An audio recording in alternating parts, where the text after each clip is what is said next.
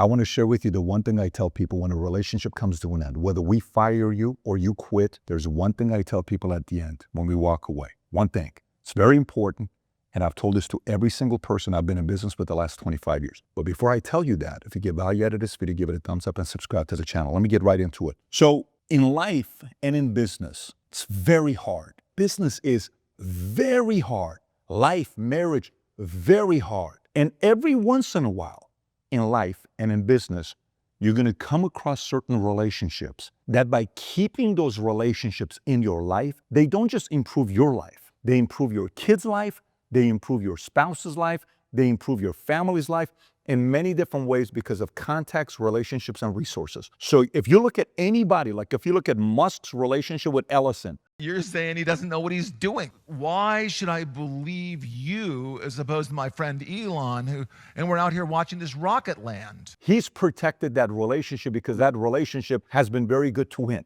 This is in sports, this is in business, this is in everything you do. So I want to tell you about one man that I, 16 years ago, went and had a meeting with in Vermont. We went and had a meeting. He's a CEO of an insurance company, Persian man. I'm in his office. We both know each other. I'm Persian, he's Persian. I'm Armenian and Syrian, but I'm from Iran. So we're talking. Our age difference is, I don't know what the age difference is, 15 years. But he looks like he's much younger. We look like brothers if we're next to each other. So we start the relationship. And after about a year, there is a falling out in the relationship. The falling out's pretty bad. During the moments, the years that we don't do business together, he is sizing me up to see how I speak about him.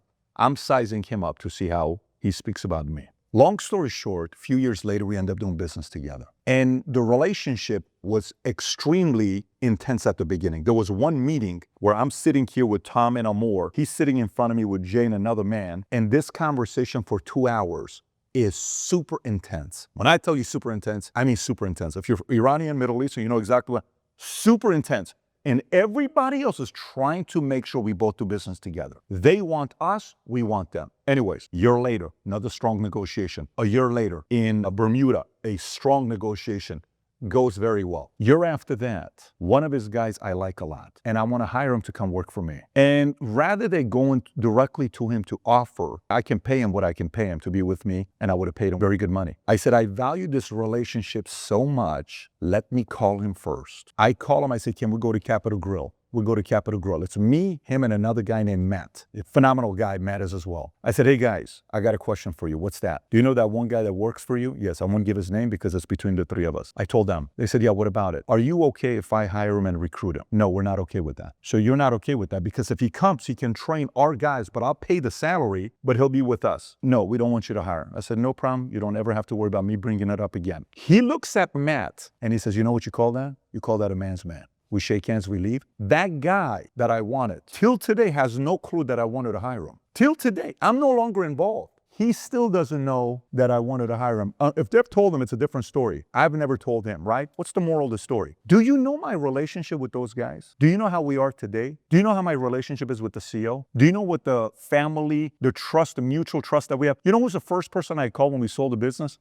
I called him. That's permanent relationship value. He's got 3 boys. If he needs something, 1 phone call away. I have 4 kids. If I call him, 1 phone call away. That type of relationship, for those who don't maintain it, you don't think long term. Tom and I used to be in business together. And then all of a sudden something happened. There was a 2-year break. We sized each other up to see what was going on. I realized never disrespected me, and he realized I never disrespected him. We got back into business together. My family, if anything happens to me, Tom manages everything with my kids if something were to happen to me. What's the moral of the story? Unfortunately, most people don't think this way. Most people are just short term. Everything is churn and burn, churn and burn, churn and burn, churn and burn. Do you know how many relationships I just kept that we were respectful because they didn't take advantage and respect? 3 years later, we do business. 5 years later, we do business. 10 years later, one of the relationships took 20 years to do business, but we eventually did business. You know why? You could tell no one ever screwed anybody.